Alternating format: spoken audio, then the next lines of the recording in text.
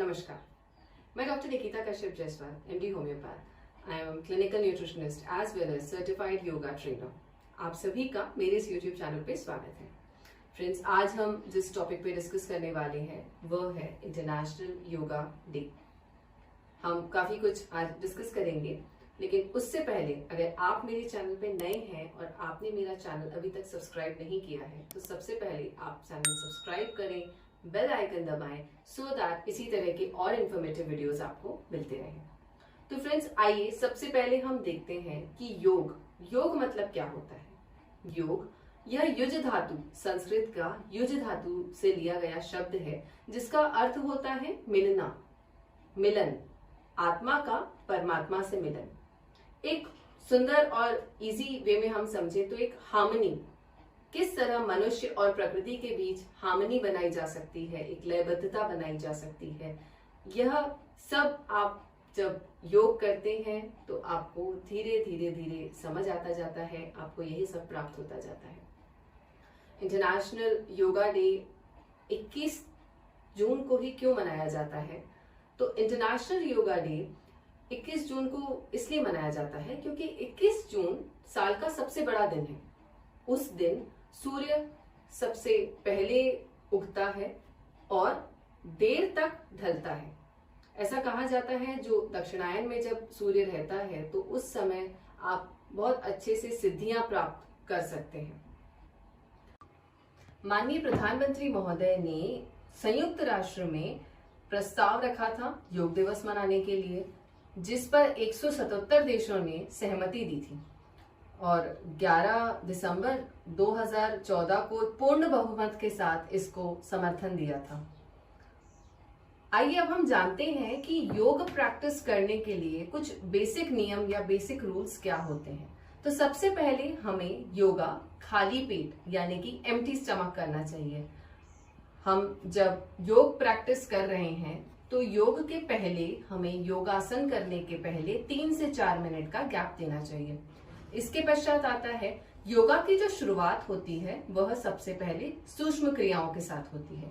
सूक्ष्म क्रिया मतलब ग्रीवा संचालन, नेक मूवमेंट्स, शोल्डर मूवमेंट्स, हमारे नी मूवमेंट्स, ये करते करते हमारे शरीर को पहले हम तैयार करते हैं आगे के महत्वपूर्ण और टफ योगासन करने के लिए। इसलिए सबसे पहले सूक्ष्म क्रिया से हमें हमारे योग को शुरुआत करना चाहिए। इसके बाद जब आप कोई भी आसन करते हैं तो आपको 10 सेकेंड का बीच में विराम देना चाहिए। 10 सेकेंड विराम देने के पश्चात ही आपको नेक्स्ट किसी आसन पे स्टेप करना चाहिए। फिर आता है कि आपको कपड़े कंफर्टेबल पहनना चाहिए। योगासन करते समय बहुत इंपॉर्टेंट होता है कि आप किस आउटफिट में योगा कर रहे हैं। अगर आप टाइट कपड़ों में योगा कर रहे हैं तो ना आपके आसन अच्छे से लग पाएंगे और आप ना कंफर्टेबली किसी पोस्चर में अच्छे से बैठ पाएंगे। इसके बाद में आता है कि योग करते समय आप कोई हार्ड जगह पे ना बैठें। हमेशा योग करने के पहले आसन बिछाएं। इसका मतलब आप योगा मैट बिछा सकते हैं, आप कोई भी चादर बिछा सकते हैं, दरी बिछा सकते हैं और उसके बाद में उस पर बैठकर आपको अपने सभी आसन लगाना चाहिए। योग करने का इसके बाद हम देखें तो टाइम क्या होना चाहिए। तो मोस्ट इम्पॉर्टेंटली योगा करने का आइडियली सबसे अच्छा समय प्रातःकालीन या मॉर्निंग टाइम होता है, जिस समय पर आप बहुत इजीली आपको फ्रेश एयर, स्वच्छ वातावरण और फ्रेश ऑक्सीजन मिल जाती है। इसके बाद में योग करने के 1 घंटे बाद तक हमें कुछ भी नहीं खाना चाहिए। आगे हम देखें तो योगा हमेशा साफ स्वच्छ एनवायरनमेंट में करना चाहिए। आपको जहां शुद्ध ताजी हवा मिल रही हो, कोशिश करके आपको उस जगह योगासन लगाने चाहिए।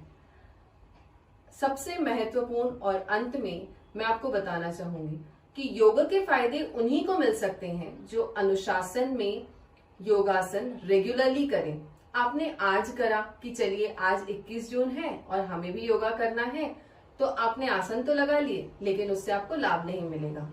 योग अनुशासन है, अतः योगानुशासनम, इसी के साथ में योग दर्शन में योग सूत्र शुरू होते हैं।